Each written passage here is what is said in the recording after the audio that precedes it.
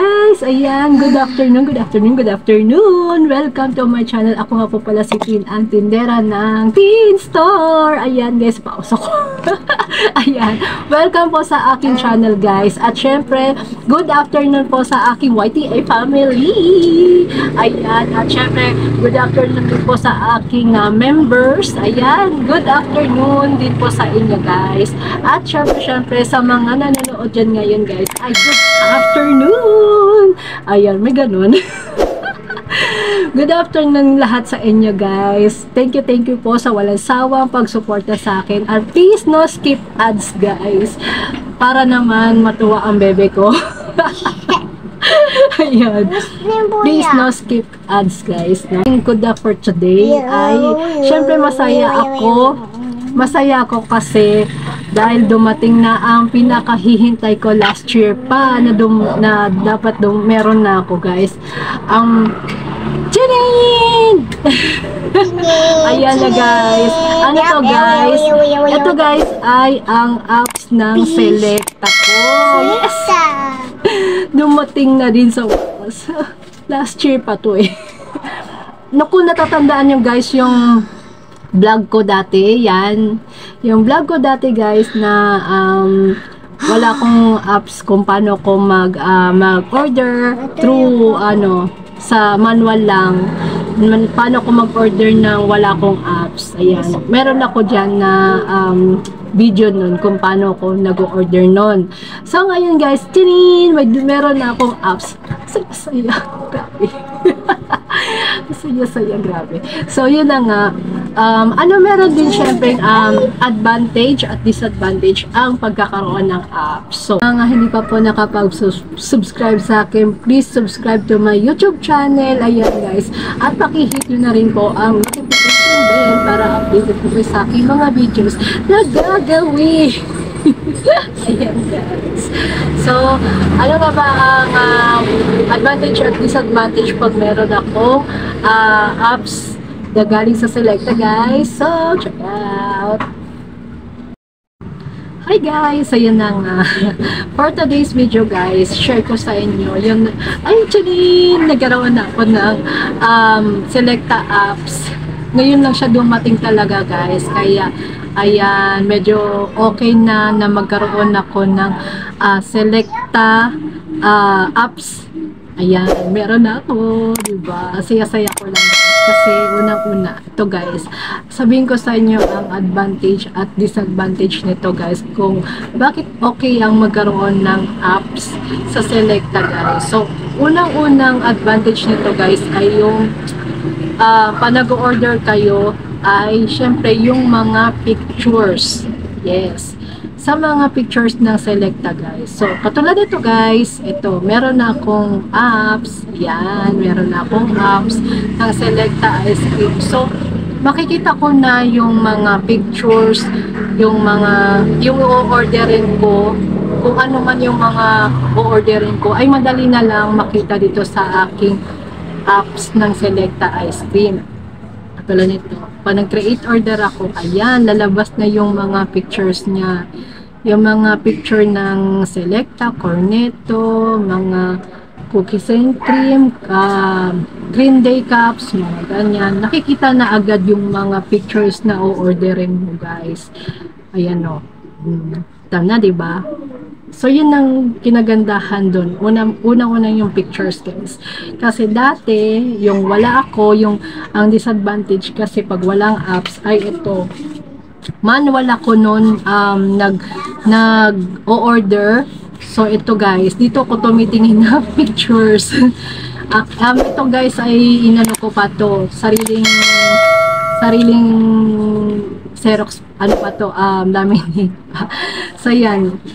Sariling gawa ko pa to guys. Ayan. Inano ko lang. Dito ako nagbabase. Tinitignan ko yung mga pictures na wala sa aking dyan. Tinitignan ko pa ng mga wala. Yun yung mga o-orderin ko guys.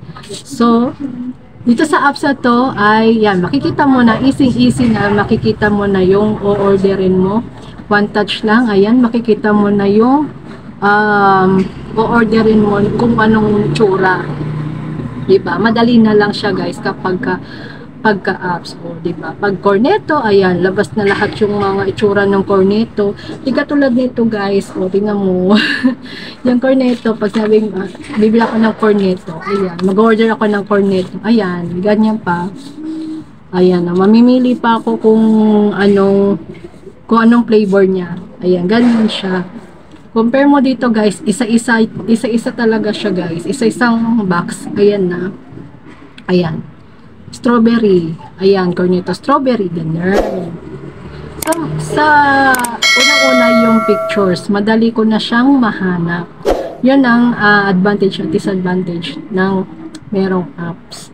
So, sunod naman, guys, ay syempre, ang madali na lang dito, yung makita mo yung price.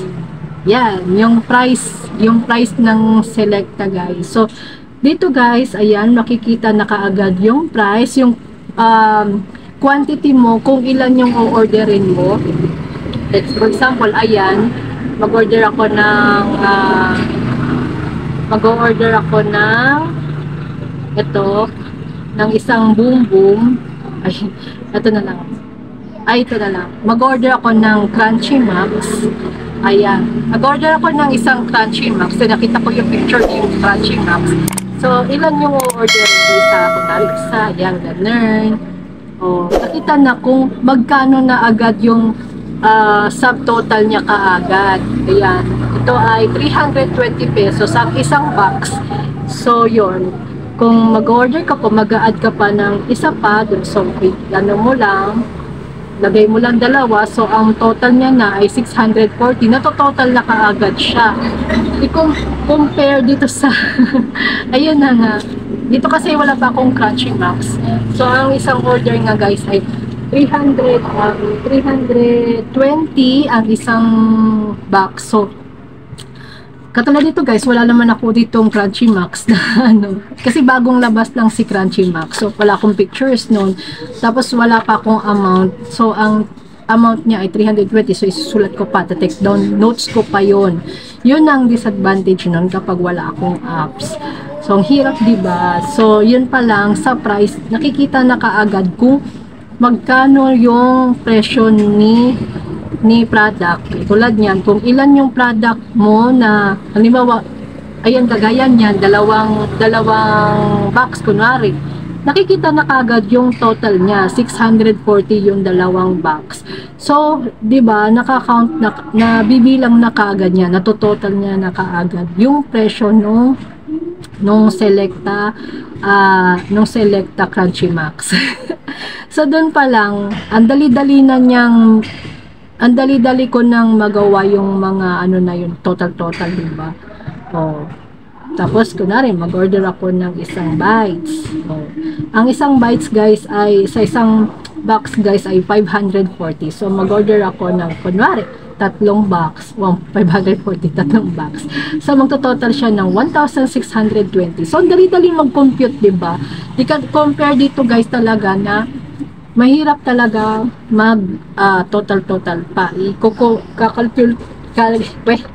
Ika-calculate ko pa kung magkano yung although meron naman siyang pricing dito. Ayan, ito yung disadvantage niya. May pricing naman siya dito, guys. Ito sa aking kaso lang ika-calculate ko pa kung magkano.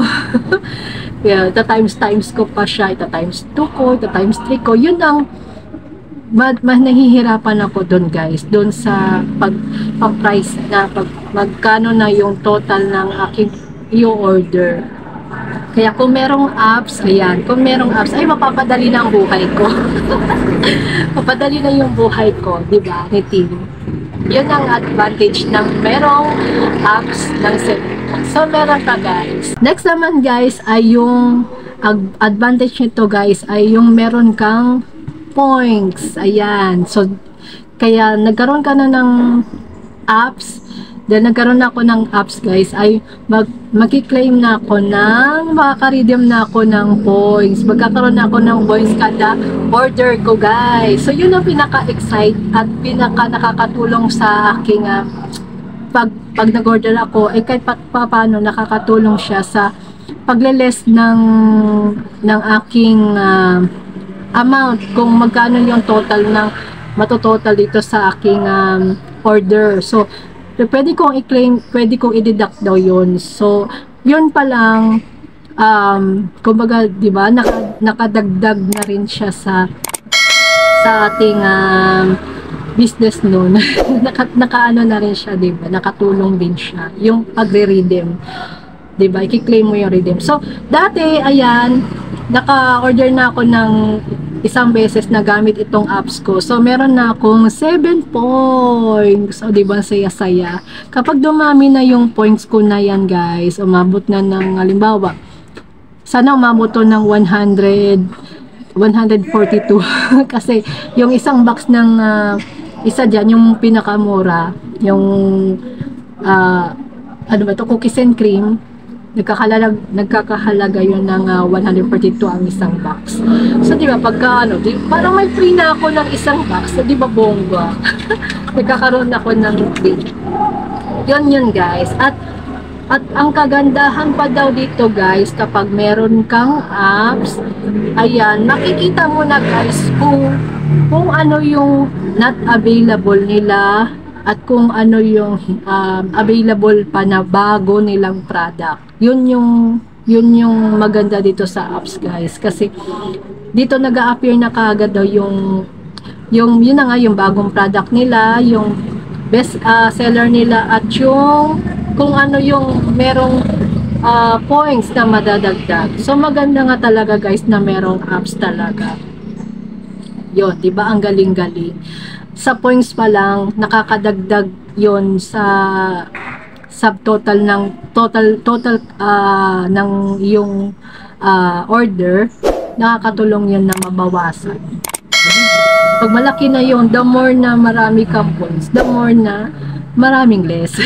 Yeah, di ba, doon pa lang ang bongga-bongga na ni apps. Kaya nagkaroon na ako, kaya happy na ako dito.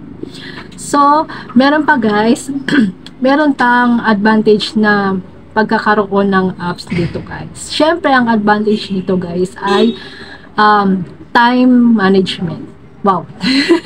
Time.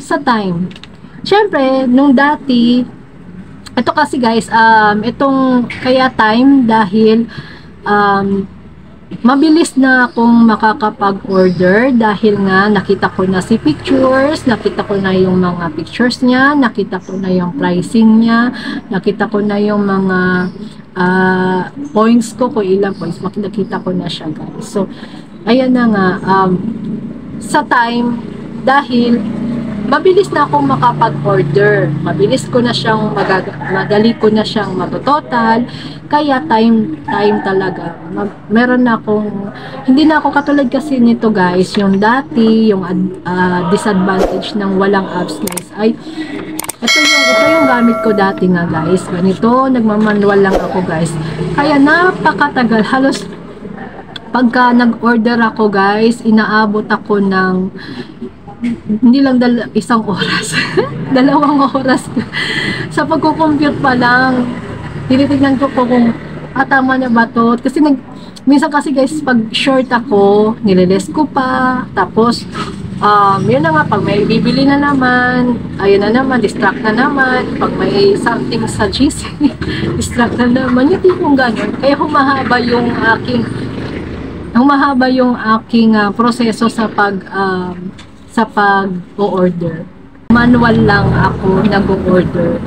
Ayan, yun ang disadvantage kapag wala akong apps. So, ayun, guys, meron na nga akong apps. Ayan, madali siguro naman, hindi na ako abutin ng 1 oras dito. Hindi na ako abutin ng 1 oras dito, yung dot-dot ka lang ng dot-dot. Pagka okay na sa budget, go, add to cart, tas go. Ganun na yung niya, ganun na siya kabilis. Kumbaga, yung meron ka pang magagawa na dapat gawin ay magagawa mo pa in a short time na, diba? Parang compare mo talaga dito, guys, natatagalan talaga ako minsan, guys. Minsan nga, gabi ko na to natatapos. Gabi ko na siya natatapos, tapos i-ano ko pa to. Yun na nga, i-ano ko pa siya, i-text ko pa siya sa ahente ko yun sa kanila. Kaya, so another type na naman, type na naman. Compare mo dito guys na matik-matik na pag na send ko na sa kanila, i-receive na lang nila yung aking order. O di ba akin? Hindi ba pa sila sa akin? Ayun, yun ang advantage at disadvantage nun guys. So, meron pa guys, yun lang guys, ang disadvantage naman ito, dapat ay meron kang data at meron kang wifi or data. Syempre guys, apps ito, nangangailangan ito ng data or wifi na connection. Kasi pag wala kang data, hindi ka makaka-order. Nangangailangan to ng data guys. Hindi siya apps na pwede mong gamitin, hindi. Kailangan meron kang data connection dito sa kung mag-order ka lang naman. Kung mag-order ka, need mo mag-data connection guys. Yun ang pinaka-importante pag meron ka ng apps ng Selecta. Syempre kung wala kang data or wala kang internet, hindi to mabubuksan yung apps mo ng Selecta. So need mo ng magpa-load ka muna kung naka-data ka or pag may wifi ka ay okay. So yon ang disadvantage at advantage ng pagkakaroon ng Selecta ice cream. So masaya talaga guys pagka meron ka ng apps dahil mapapadali na ang buhay. Yon, mapapadali na ang buhay. Di katulad talaga nito guys sa ito nga wala akong ito. Hirap talaga ako dito guys, dito sa nung manual ako. Bukod sa kagaya niyan, nilalagay ko pa sa notebook, take down notes pa ako, tapos tinitignan ko pa isa-isa ito kung ano pa bang kulang, mga ganito, tagtad na nga siya ng mga sulat. Ayan.